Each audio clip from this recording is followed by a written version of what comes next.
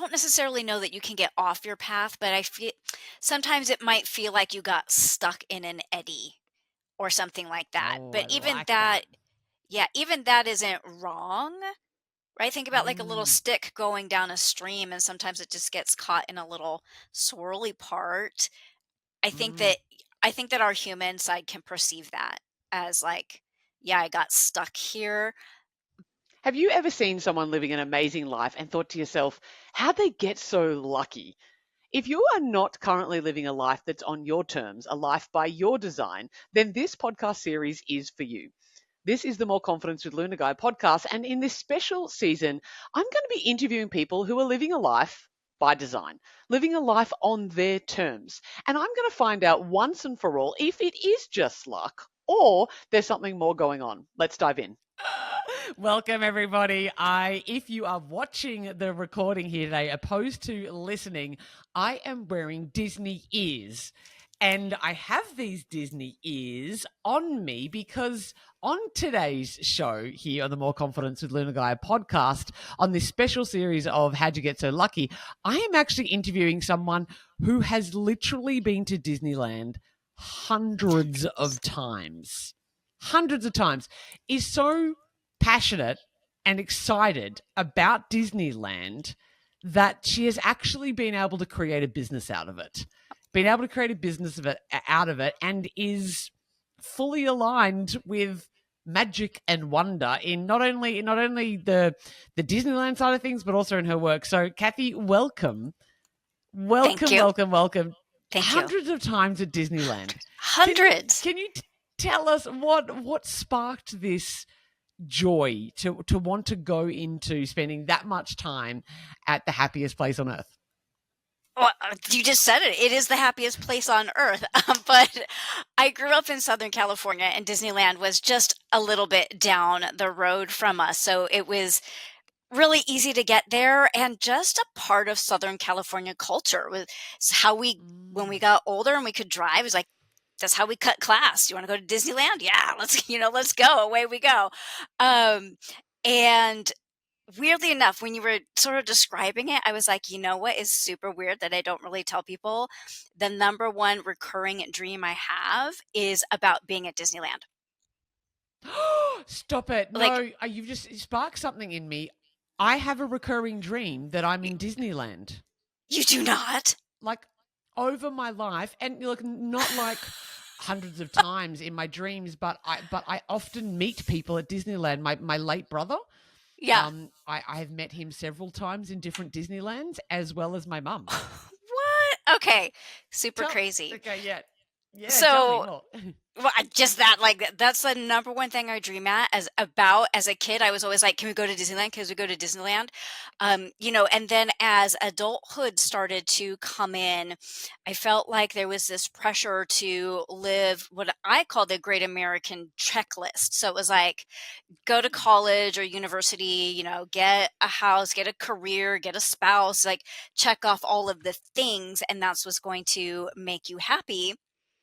So I became Mm. a school teacher and have a master's degree in education. And the longer that I was in education, the less happy that I really was. And it wasn't until I stepped away from that and my husband and I moved about 4 hours north from where we grew up. So we're about 4 hours away from Disneyland to now. Too Um, far. Seriously. And interestingly enough, he is a former cast member. So he worked at Disneyland before we had met. So when we got here and we were kind of like, we want to go to Disneyland. It was the first time that we went there, but because it's far enough away now that we had to stay at a hotel and be there for a couple of days, as opposed to like when it's less than an hour away, you just go and do your thing and come home. And Mm. and something inside of me changed where I realized like going to Disneyland was like a vacation. And that was sort of like an impetus that started to change things for me. Mm. But it didn't Mm. really, really, really change until I think it was maybe 2014, when he turned to me and said, I think I want to go to Disney World this year. And neither one had ever been to Disney World. And wow, it's a different animal. For anybody who has either been to one or the other or never been to either, Disneyland is really spontaneous. Show up, go, do your thing. Disney World is like, you got to have a game plan 6 months in advance. You need to know so many moving parts. And I started to become like this expert in planning Disney. And then COVID came along and the parks closed down. I know, like seriously felt like something was missing from life. And it was Mm. that. And Disneyland in California was closed for over a year. It was like Wow. taking away our, I don't know what you would want to like taking away like our air almost. So when it reopened in 2021, yes, One, maybe 2021. two, yep, something Yeah, like that. I had to like think back. Um, they had just opened right before the closure. They had opened their newest ride, and we'd happened to be there. And that ride, instead of standing in line for it, you use a virtual queue on an app on your phone, so you don't have to stand there for Mhm. hours, which is number one, fantastic. Yeah. And so I knew how to do that. I knew how to use that system really well. So I geeked out and I made a full-on masterclass for my friends of this is how you get the virtual queue for Rise of the Resistance, the brand new ride. I promise you if you do this, you will not miss out the whole thing. And I that was like when I fell in love. I was like, I wonder if I could actually make money doing this. I wonder if I can monetize this. I wonder if I can bring all of this knowledge and experience and my skills as a teacher and my energy healing into doing this, and it turns out you can actually take a class called the College of Disney Knowledge that prepares you to become an expert travel advisor specializing in Disney vacations. Wow. So I took that I've got, I whole mean, like the goosebumps. checklist, that whole like get a good career that has a retirement plan and you'll be fine and happy, and like basically threw it out the window. To pursue something that most people would say is fanciful, a lot of people, I'm sure, and you tell me, have you gotten any level of pushback around your Disney passion or anything like that? Have people kind of criticized you for it? I have been laughed at a handful of times when I've been Mm. at like networking events or something like that, and I stand up and introduce myself and say I'm a Disney travel planner. I literally had people laugh. And I'm like, then Yeah. clearly you have not been, you don't know how challenging it is to plan a Disney vacation because it's like a whole complicated situation nowadays. Mm. Yeah, Mm, but and so there's a yes, strategy to that as well. yeah. Yeah. Yeah. But yeah, I Mm. have been laughed at, and I just realized that the people who laugh at me are not my people. Fabulous. And oh my gosh, there's so much wisdom and joy in everything that you've just shared. So so much to unpack because A, did you marry a Disney prince? Is that what you did? Like, did you said he was a former cast member. I mean, like, did you marry a Disney prince? We may have some photographs of my husband dressed as Prince Charming. You cuties. You such cuties. That is so beautiful. As I'm hearing your story there of it's it's a typical one from the perspective of how many of us check the boxes. Go along and there's that list of get the job, get the married, get the body, get the thing, have the career, buy the house, do all the things that society has told you to do that will result in peace and happiness and harmony. And then we wake up one day and go, it's not my heart. I'm doing things, and even if you enjoyed education, you go, it's not it's not the truth. It's not what really lights me up. And that's what I love about having people like you on my show here, because it showcases all the different kind of varieties. I mean, did anybody ever think, and they obviously did, but the vast majority of people wouldn't have thought that you make a career out of loving Disney, right? So Like true. that Yeah. doesn't seem to be something that is, quote, realistic. Yeah. There, Oh there's gosh. a No. yeah. Like, how could you possibly? there's a guy, Gary Vaynerchuk. He's a marketing and content dude, and I adore him. He's in the States as well, and he will talk about, he's like, people have got success all wrong, man. Do you want to work in a job that you don't like and earn hundreds of thousands of dollars so that you can like flash your watch and get a photo of you living large, even though you actually don't love it? Or Hmm. can you decide that potentially taking a pay cut, if that's the case, but you get to bake your pies every day because you love baking pies and you're really good at it? Like, if we adjust our expectations of how we're meant to live and what that's meant to look like, we actually get to live a more rich life, not with riches necessarily, and that can be the case, but a rich and abundant life. Yeah. What was it like for you? Because left your quote normal job, right? You met your husband, you got married, you quit your normal job as that school teacher after 10 years and a master's Mhm. degree. Like part of the reason why people don't do this is like, I can't throw away 10 years. I can't throw away a master's degree. But you went through a spiritual smackdown, which I'm so Oh, curious to yeah. know about, but it allowed you to become more powerful in trusting your life path and allowing it to Yeah. unfold in magical ways. Can you tell us Yeah. about that and what it was like to come to that conclusion of, I've spent a master's? Is that 4 years? Is it 6 years? Uh, yeah, Educating so yourself and then another 10? yeah, a bachelor's degree here is your 4 years undergraduate, and then, I needed to get my teaching credential, so that was about 18 months, and then the master's degree was another 2 years. So it felt like I spent almost 10 years, um, in the process of getting my education and then teaching. Yeah, and it did feel a little bit like at that at that pivotal moment, it did feel like I was throwing it all away. And it seemed a little bit scary and ridiculous, but I also knew that I wasn't really happy doing that. Mm.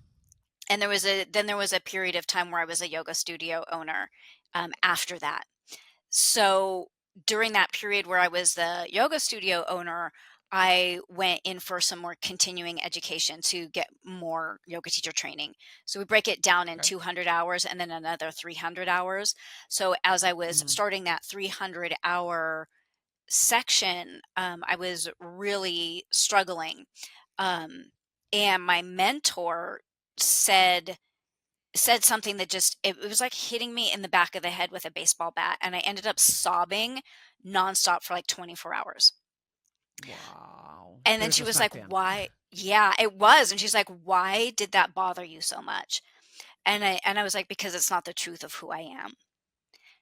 And so I realized I wasn't being truthful to who I was in the world, and therefore Wow. she introduced me to the law of attraction. And she's like, if you're not being truthful to who you are in the world, you can't attract what it is that you want or you need. And Yeah. so Mm. that's when I started to go really deep into studying the law of attraction and understanding how energy Mm. works. Not only like your energy in your body, but the way that the universal energy and spiritual energy works.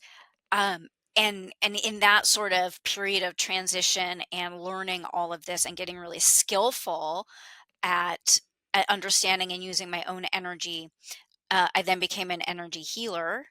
So I now I use that as well, and I realized that those 10 years of study and the 10 years of being a school teacher were absolutely not a waste because I developed Mm. so many skills that I Mm. use as a Disney travel agent and that I use as an energy healer. So when we're following, and even I would say like that period of time, my intuition is what led me into that particular education and career path. Mm. And none of it is ever wasted. No. And so if we can have the courage to know the path wasn't wasted, it was that the path taught me everything that it needed to. And in order for my soul to grow and expand, it was time for a different path. Yeah. And ultimately, the only thing that our soul has come to do is grow and expand and experience joy. Mm. Mm. So when I got to the point where I could recognize any point, like even my yoga studio came to an end, it was like that was because that path no longer had anything to teach me in growth and Mhm. expansion. Yeah. I can so appreciate how many people need to hear that message, Cathy. This message that there can be that feeling of, oh, and I'll have clients who um, are coming to this awareness, maybe in their 40s or 50s or 60s, and they Yeah. think, I've wasted so much time. And I'm exactly with you. I say, no, you all of those years you have been becoming the person. You've been being crafted and shaped, and your character has been being built for you to receive this information now. Yep. Because even if it was delivered to you 10, 20 years ago, you wouldn't have seen it. You wouldn't have noticed it. You wouldn't have been able to receive it fully because you weren't that person yet. So you had to go through, and we in as human we sit there and go, oh, but I could have more time with this wisdom. It's like, yes, but you're perceiving time as human, right? Yeah. This, but it's infinite. Like there's not this waste of energy. You're a soul, as you say, that is learning and growing and trusting that the unfolding of that may look like people go, oh, I've been off my path for a while.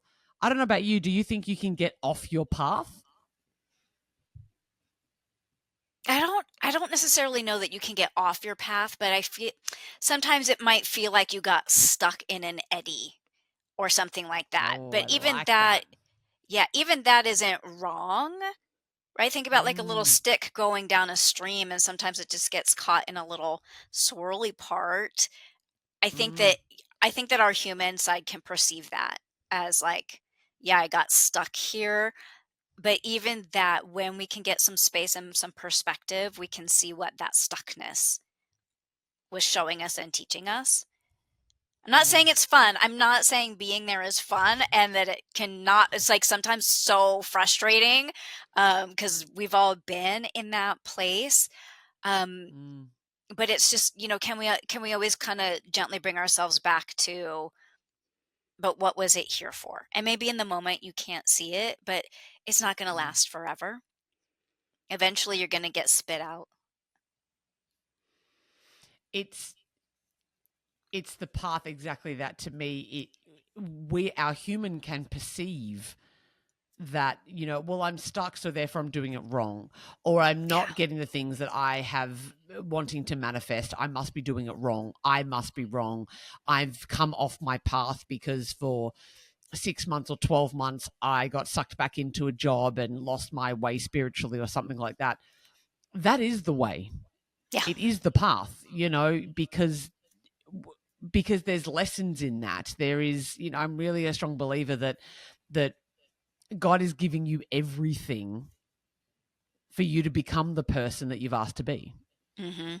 So Mhm. that spiritual smackdown moment. I'm really curious if I do you remember, and it's okay if you're not willing, but are you willing to share what the thing the teacher said to you that was like so impactful that you cried for 24 hours? Oh, yeah. Absolutely. We were in a group session with the mentor. I think there was maybe like 7 of us. And we had Mm, done some practice yoga teaching, and then she was giving us feedback. And she said, "Kathy, you come off like this." And it, like, even now, this is like more than 10 years ago, it hits my heart because at that time I had so many people saying to me, Kathy's just really, I can't talk to her. Kathy's so hard to approach. Kathy is so standoffish. And for it mm. to be called out by my mentor was just like, it still hurts my heart. Yeah. Because it's not the truth, right? Yeah, As you said, 100%. you're like, and yet interestingly, like it's not the truth in terms of what is actually you, but your self-reflection in that moment, you already kind of knew that your protection, your ego, your mind was doing that, right? And that's why it hit so hard. Is that right? Yeah, yeah, because the only thing that you can attract is what energy you're putting out. So clearly there was something going on in my energy going out into the world that was repelling people and making them, have this perception of me that deep down I knew wasn't true. And so I had to do a whole lot of digging around into, well, who am I really? And how do I Mm. change the energetic vibration that I'm putting out into the world so that people say the things and treat me that is in alignment with who I am. And I had to really, so really started to come down to first, who am I? And I kind of landed on, I am warm, open, loving, and compassionate. Mm-hmm. And then from there, it's like, okay, if that's who I am, how do I be that in the world? Ah, how do I live that? How do I express that? Because I'm not potentially. And there are things in the way that are, I think that everyone can relate to that. I know that deep down I'm all I want to be, right? There is this, maybe it's deep down, I do value my health, but the behavior that I'm participating is not in alignment with that. And we will Hmm. feel that cognitive dissonance. We will Yeah. feel that, that's why we end up feeling guilt or shame to like, oh, I know, but I keep, and then we beat ourselves up. And so we don't even provide enough compassion or kindness. How did that's a pretty, as you say, spiritual smackdown. It's a big revelation there in your face. Yeah. How have you shifted that? How did you change that? It took time. I'm not going to say that it was like an overnight, like I just flipped a switch sort of a thing. Excellent. I spent like a lot of time learning about how the law of attraction actually works. I used a very specific heart healing meditation because it felt like the way I described it, it felt like my heart was covered in a snow parka, and my heart was so Mm. afraid to be seen that people couldn't therefore resonate, at a heart level with me. And so I had to do this. I think I spent 6 months doing this meditation almost every single day to gradually like tell my heart that it was okay to take that snow parka off. And there were days where it felt like, it would unzip and like little peek out. And there were days where it would like, nope, I'm going back inside.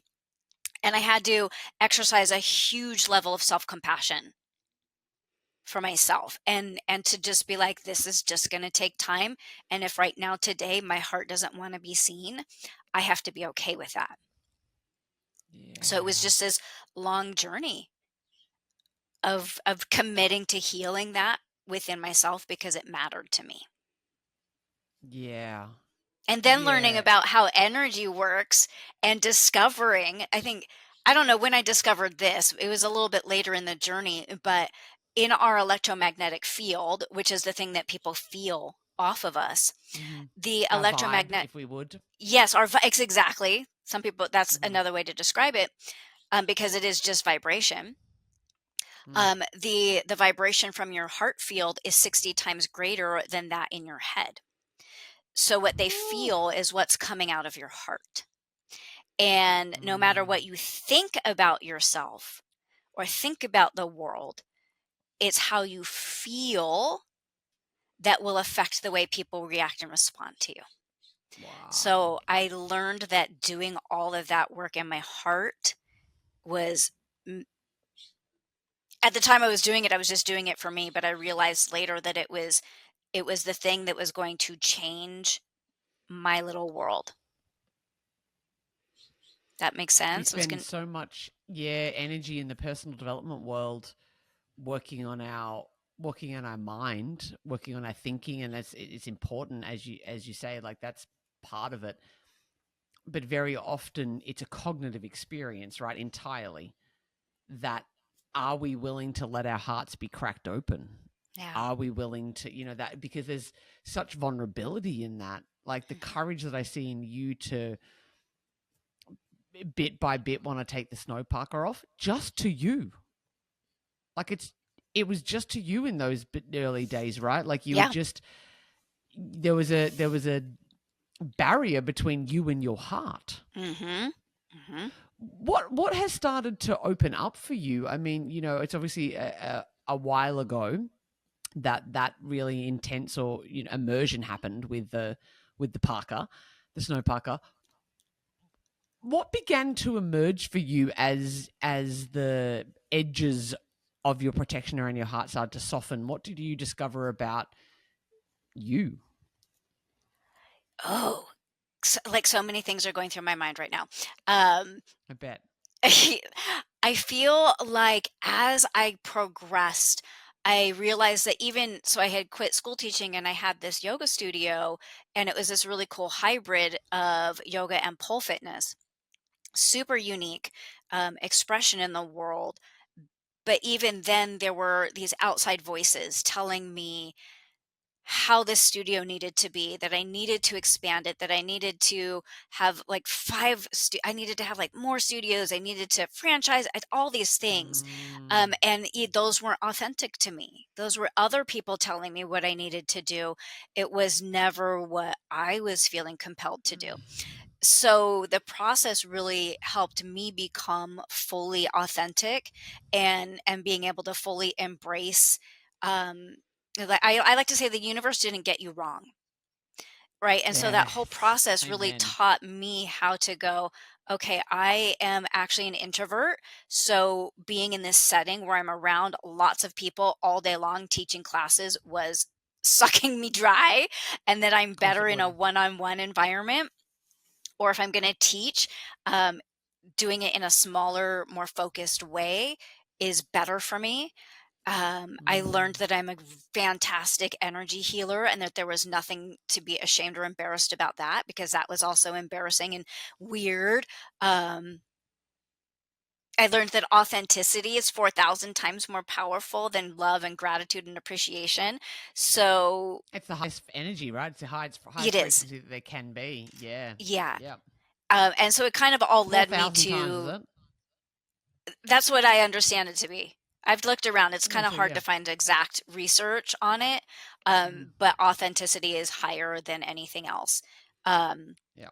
and so, yeah, so all of that over time has led me to be unabashedly who I am and to not be afraid to talk about the things that are interesting to me, whether it's Mm. energy healing or spirituality or Disney or Disney. whatever it Mm. is. Disney! Or whatever it is, and that it's okay to show my intelligence and my my wealth of information for the world. Mm. And that there's nothing wrong with that. And I'm sure, a lot of the wounding around it had to do with like growing up and being shamed for like being intelligent, or being seen but not heard, sort of a generation. Um Mm. so like hiding my heart because it would begin, yeah, being laughed I was laughed at by my family a lot for some of my dreams and passions. Mhm. So it was really about being able to be able to show that and be that again, it always comes back to like, but for myself, Yeah. because I feel better, because I feel more alive, because I feel more vibrant, because I love the Mm. life that I'm living right now. Come on, I get to go to Disneyland and call it work because I have to take pictures and videos? What? I What a mean, shame. come on. I'm there. I'm hearing this, that the the question I asked you with all that wisdom that you've just shared was when you started to take the Parker off, what have you discovered? And of course that that is a long journey with so many things that we couldn't possibly cover in one conversation, if ever all of the conversations in the world. And I thank you for sharing, because I think that the fear that we so very often have is like, what's going to happen when I take the shield down? I'm not going to be okay, because history have told us through our wounded childhood that we won't be okay, because as a kid we had to survive it. We can't leave. We Mhm. can't go start a new life with a different family. We can't quit the job, so to speak. We Right. we are committed and obliged and have to stay, not just for survival. And so having that realization of, oh, okay, now I'm an adult, I can soften this. I can soften the cage around my heart and let it be open, leads to that space of, as you say, authenticity, of your truest Mhm. you expressed. And there's no one like you. God didn't create Yeah. anyone else like you. And I want to say this to everybody. You were not created the same as anybody else ever in history, and nor will you ever be again created. And so your truest, most expression away from your Exactly. conditioning and your programming is, I almost feel it's our obligation to take off the layers of our heart, be courageous enough to do that work, and let our authenticity in who we really are be seen. Mhm. I can also see why people are resistant and hesitant to that. What advice might you give to someone who's sitting there going, I relate to your Parker, the Parker, the cage, the shield, the castle walls with a moat and, laser beam sharks that are protecting through a layer of, like all of the layers of don't get to my heart. Yeah. What advice could you give to someone who's maybe early on in the journey there that is terrified of opening themselves? Like, I lovingly say to some of my women, that I work with in my energy healing space, is to keep going back to the phrase, "I am safe." And keep going back to the phrase, "I am safe." But that is coupled, like, what I'm hearing right behind that is, but remember that you also say sometimes mindset is bullshit. Because if we're having a thought that doesn't resonate in our heart, it isn't going to help us in that Mm, healing process. mhm, Um, so I feel like be gentle and tender with yourself. mm, But I also agree the thing that is so scary about opening ourselves up and walking our path or letting our authentic say that 3 times, our authentic self and our authenticity come forward and through is mhm. because there is no one who is going to be exactly the same. There's no one who's done it exactly the way that we have. And so there can be people like on the side of you that are similar, but Mm, ultimately there's no one for any of us that are mm, doing it exactly the way that we're called. mm, And that's the scary part. And that's where I feel like having a mentor, having a guide, having a coach, having a healer, having someone beside you to help you navigate your stuff, to help you get on your path or, continue forward or whatever it is that you're being pulled towards, and who can give you, I call them my joy tools. So someone who can give you some joy tools that help you navigate it to allow your authentic self to come out. But they aren't defining for you what that looks like. Does that make sense? yeah, Here's tools totally. for you to find it, but I can't tell you the answers to some of those super hard questions because the only person Yeah. who's going to have those answers is yourself.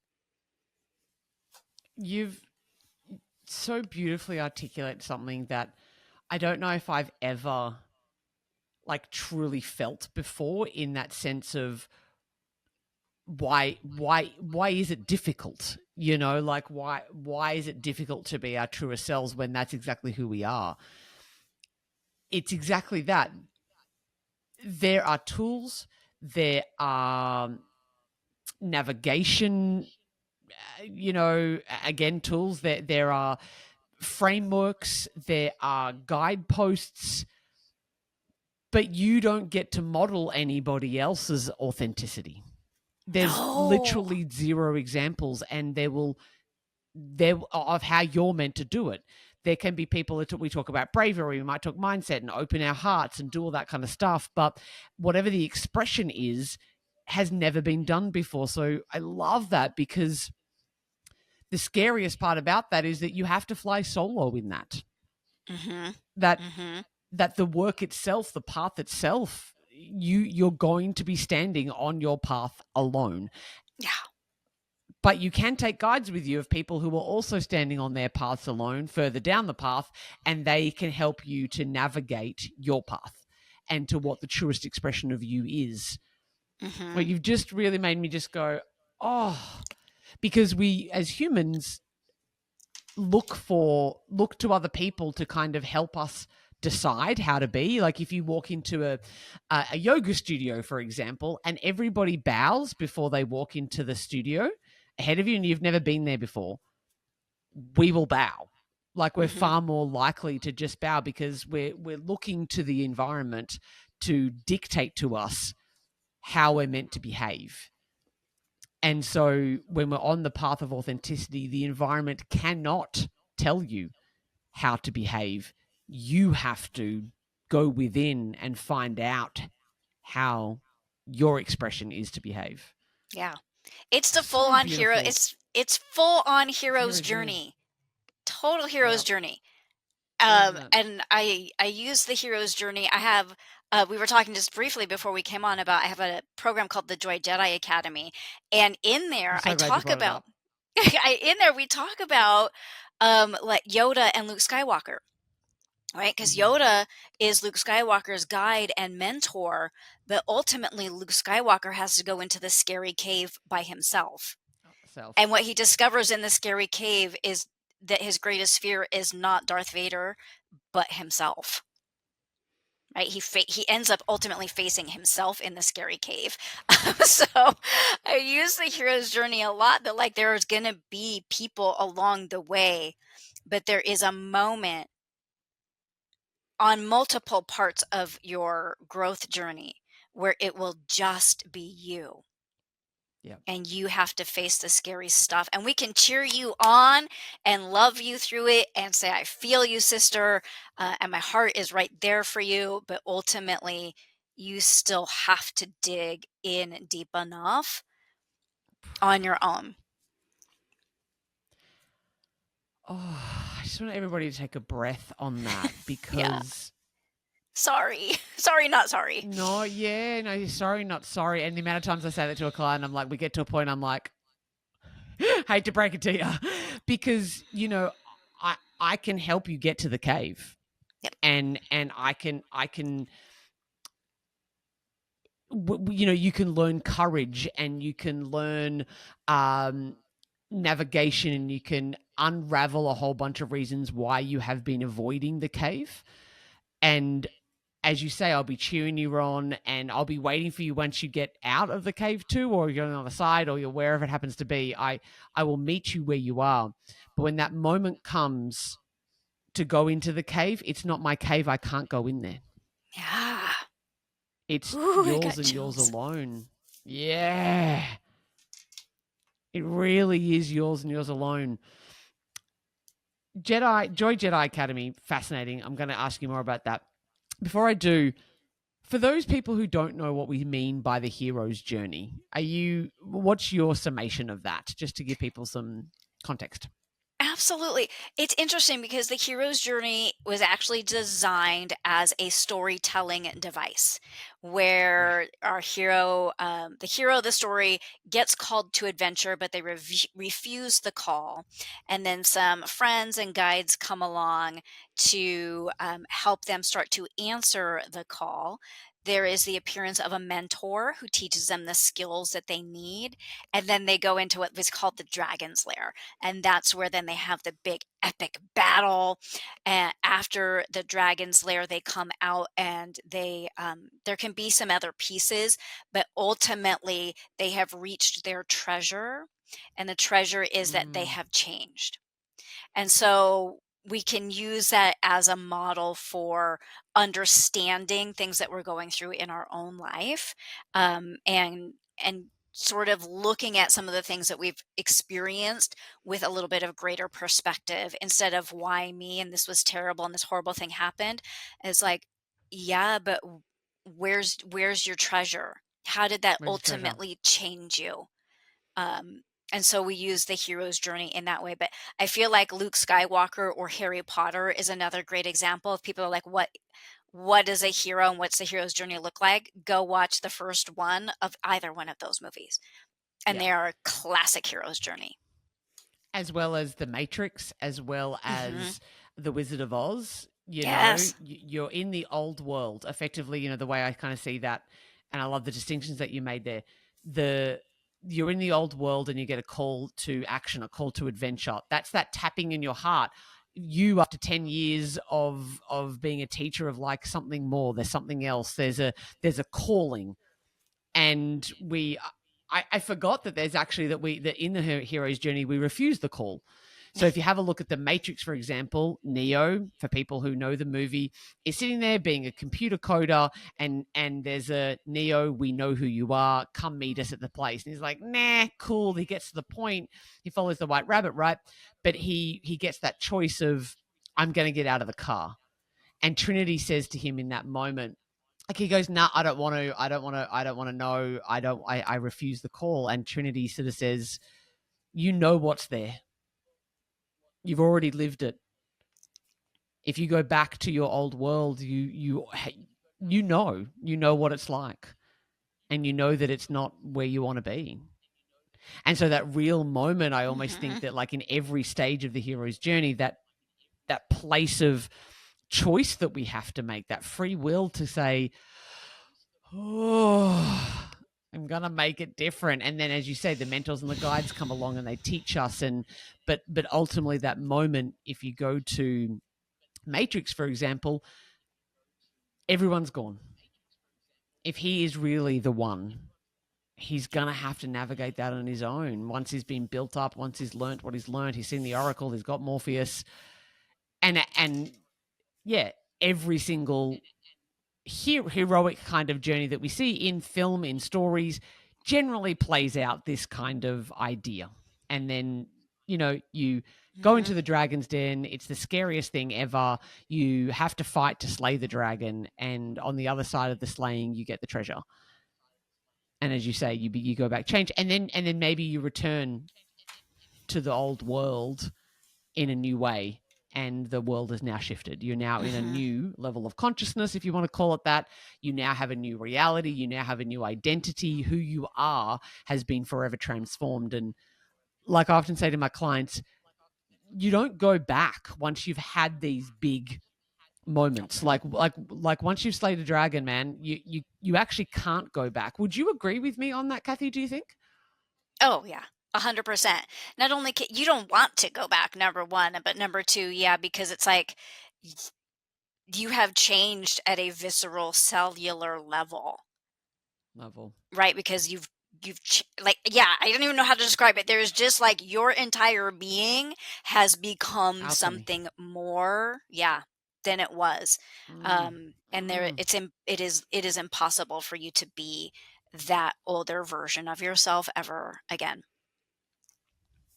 Yeah, I'm curious to know your thoughts around this. I know I have some thoughts, but if we use the hero's journey as the model there, I would almost suggest that change, like we can't go back, happens way earlier than the dragon slaying, like the treasure. At what point do you think in the hero's journey can we not go back? It's probably right after you answer the call to adventure. Right? Because when you're in refusal, you're still stuck in, or you're still at that place of not being ready for whatever it is. But the moment you answer the call I feel like it's the moment, like on a roller coaster, it's the moment you have tipped over the top edge. Too late. It's gonna be a wild ride. It's gonna be a super wild ride. But at that point, I feel like that's when it's all gonna start to happen. Yeah, and I feel like that's almost the hardest part. That's like the hardest, scariest part, is saying, all right, I'm gonna do this thing. Yeah, and if I take that analogy a step back, I was just thinking about one of the roller coasters I was on recently at Universal Studios. I was like, I got in line, right? I'm in line, and in often, obviously things are changing with virtual queues and stuff. So get amongst, Cathy, for your Disney experience. But like, I get in line, I'm there up until the moment that that barrier gets put down. Like up until that moment where I sit in the darn seat, I haven't chosen yet. Like I'm in line, but I haven't committed to the change. Yeah. I haven't committed to the roller coaster. But once I'm locked into that and the button has been pressed, the build up, I can't leave then. Yeah. Like that anticipation of it's coming, You're you right. can't opt out before then. Like if we use a roller coaster, You're you're right. going to have to Yeah. go up the precipice, right? I'm just kind of thinking of that hero's journey. The call to adventure or the call to action begins when we get on the roller coaster. There's no You're turning back right. then. Yeah. You're Because up in, until it's then, you're right. You can happening. chicken out. You can chicken out all the way up. Yeah. Here we go. And that's a You're difference right. between I agree. yeah, kind of like the difference between people who say they're going to do something. Oh yeah, I'm about to book with a coach. I'm about to work with Cathy in her energy healing. Yeah, I'm planning to. But that moment where the rubber hits the road, I mean, I have this, and I've watched it happen so many times to myself and others. I'm sure you have. Transformation begins for me whenever I sign on the dotted line. Like if I'm gonna go do Hmm. a course, it begins at the dot, like the dollar transfer. Like once I've Yeah. committed to it, I've already transformed. It's already begun, and the roller coaster is gonna. I may be a hard hill to get up to begin with before we go whoo, but it's happened already. Coaches, Yeah. so my clients who signed before we've even started the work is already happening. Yeah. You'd see I'm that, with wouldn't you. you, in your work? Totally. I'm having like so much deja vu as you're describing that. I'm like, have Same. we talked about this in another lifetime? Like, what's going on right now? It's so true. Yeah. You're right. That is the moment of decision. Um, is when Yeah. things start to Of happen. You're right. the action of the decision. And if I would for Yeah. everybody to get out of to get out of metaphor for a moment so that we, for people who really want to feel the tangibility of this, it's not the moment that you decide, that's getting in line, right? It's the moment that you sit your ass down. Like Yeah. it's the moment You where you commit. actually put your butt on the line by actually doing something. There's an action Yeah. that's required of like, Joining the I program, can't. signing up for the coach, Yeah. signing up for a class, whatever it Yeah. is, quitting the job. I don't know, whatever it Quitting the is. job. Yeah. It's the moment that it's the moment you take the action that is Action. going to then all the other things are going to happen as a consequence of that. Not in a bad way, Yeah, good the flow on effect. consequences. Yeah. Yeah, it's just cause and effect, right? And the journey will be the journey, and you will be transformed by it. And Hmm. I can't recommend people go on that journey enough. Like, Yeah. ride as many So roller worth coasters as it. you can. Go to Disneyland hundreds of times. Always worth it. Always worth it. For you, is there just one hero's journey in our life, do you think? Oh no, not my life. I feel like I've been through, I don't even know, oodles of them, and I feel like we can Mm. also use that when we're struggling with something in our life is to sit down and go, okay, what is the thing that's calling me that I'm struggling against? Um, Mm. and who is helping me with this thing? And where's the part that I need to show up and do my share of it?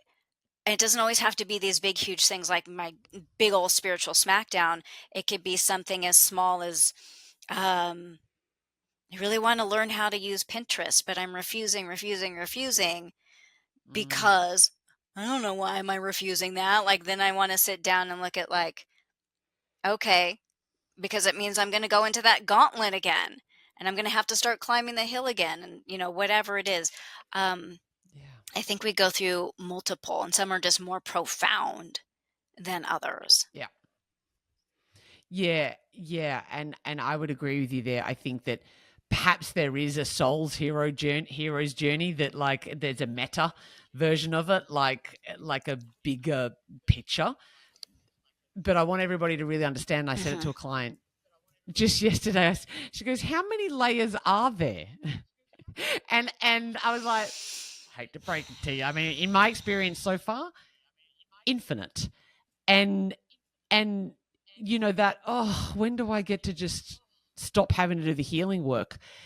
And the way that I spoke to her of that is that what we begin to understand is, well, we start to know that we're in a hero's journey. We start to begin to, oh, okay, cool. Like I know that when I'm in the hole, I know that when I'm in a really dark place, I've been planted. Like there's transformation. There is something that is occurring right now.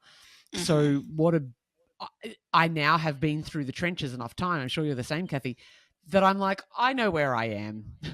Like I know where this is. This is me not wanting to step up, or this is me, refusing, or this is the call, and these are my people, or I'm in the dragon's den right now, or I'm at the precipice of the cave, shitting myself, wondering whether or not I can.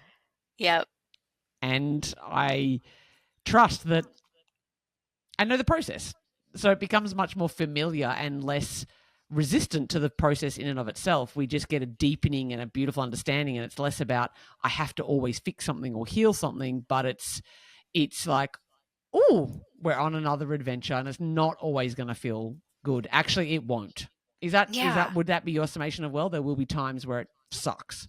Yeah, absolutely. And when we learn more about um like some of the spiritual laws that are at play in the universe, like around our souls and our soul's purpose and how karma works and how soul contracts work and all of these types of pieces, it softens that too. When you start to understand some of the Mm. choices that your soul made for your lifetime and why and how that works in the bigger picture of all that is, I think it Mm. lends itself to so much more self-compassion, and it lends Yep. itself to you coming in to it with more ease and grace. Doesn't mean that it is easy, but that you can go through it with like everything is always working out for me. Um, with Mm. all of this, I know that something good is happening, and so much more kindness and perspective. And Mm. so I'm a huge advocate for people learning more, not just about how their energy works and how their mind and how their heart works, but sort of how the bigger energy, the universal energy works, um, because it makes it easier in the dance. Yes. As you say, there's more grace in that. There's a comprehension of almost why, like why there is struggle. There's a comprehension of something beyond us that it lends itself to make sense, and so that we can understand the suffering, we can understand the hardship. And Mhm. if I would give everybody a really human analogy of that as well, is you don't get big muscles without lifting heavy things, Yeah. and it hurts and it's tension, but every rep that I do now, if I just do 2 reps and it's painful or I don't like it, I'm not going to get any stronger. I have to do it. I have to do the repetitions on repeat Yeah. over over, and then I have to maintain that, right, in order to keep that muscle mass. The muscle must be slightly torn. The muscle has to be put under pressure in order for it to grow. Otherwise, it becomes lack, Yeah.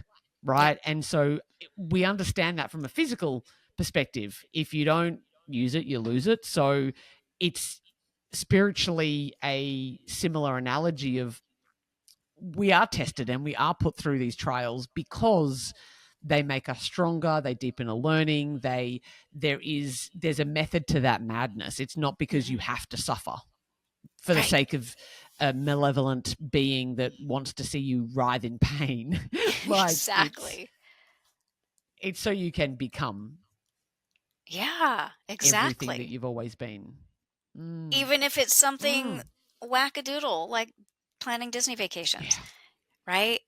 Exactly. It's about, and it's sort of like about growing past your resistance of who you are.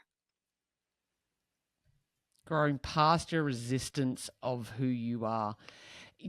I have a bit of a tradition at the end of my podcast episodes. I I ask in 5 words, how would you sum up the path of living life by design? And you said growing past, what did you say? Growing past your The Going past the resistance of who you are. resistance of who you are. I feel like it's not 5 words, but gosh, it's pretty darn It's awesome. close. It's still a lovely, concise sentence that just sort of popped in. So we'll That trust that it's a remembers, yeah. beautiful one. Yeah. It's growing past your resistance of who you are. Oh, Cathy, it's been such an honor and gift to meet with you in my morning and your evening. And, when you're talking about people, really diving into learning more about the energy of the universe and learning about how all this works to be a balm to the sore muscles of our spiritual growth, which is what it kind of Hmm. feels like, right? You mentioned the Joy Jedi Academy. Where can people find you if they've been called, and oh my gosh, as if they wouldn't be through the way that you hold yourself in presence? And where can we find you? What kind of work can you help us do? Not just to get to Disneyland, but through your energy work and the guide. Can we work with you as a guide? Yeah, absolutely. Cathy-Weiss.com. I work with women one-on-one or in my 9-month program called the Joy Jedi Academy. And there's tabs right up there. And one of them is Disney Joy. So if you're like, nah, I just want to plan a trip to Disneyland, you can, or Disney World, wherever, you can do that too. But everything is right there at Cathy-Weiss.com. And I will pop it in the show notes. Joy Jedi Academy sounds absolutely phenomenal. Like what a ring to it. Like what is that all about? I highly recommend. I mean, based on this conversation, finding out more about the universal laws and how this works and how to align ourselves more with that bigger part of ourselves and be courageous enough to take the Parker off our hearts off. And for me, work with people who have the results that you want.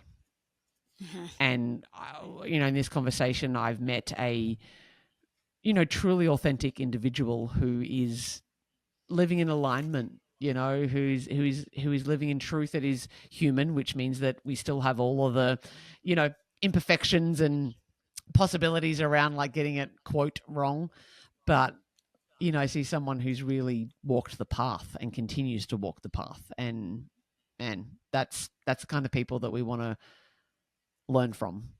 So thank you, Cathy. Thank you for being here. Thank you. I appreciate that so much. And it was such a fun and delightful and stimulating conversation. Wasn't it just? I will put all your Yes. details in the show notes, and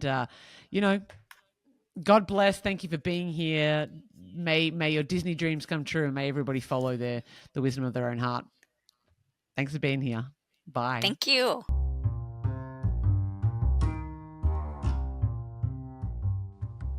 Thank you so much for listening to the More Confidence with Luna Gaia podcast. I hope you feel more confident, more self-assured, and ready to go tackle the world's problems and maybe kick ass in some of your dreams. If you haven't already, I would love for you to like and subscribe, follow, and maybe leave a review so that other people know how to find this awesome podcast too. If you're wanting to sink your teeth into something even more juicy, my #1 best-selling book, Perfectly Imperfect, Your Complete Guide to Loving Yourself and Loving Your Body, is now available on all good bookstore sites, both in print, digital, and I narrated it for Audible as well. If you think that coaching or maybe one of my courses is for you, why not head to www.moreconfidence.com.au and get in touch and see if we can talk. And of course, you can find me all across the social medias. That's Facebook, Instagram, TikTok, Twitter, YouTube, which is where you're probably listening now, or maybe even here on the podcast platform. Sending you big love and wishing you a beautiful day.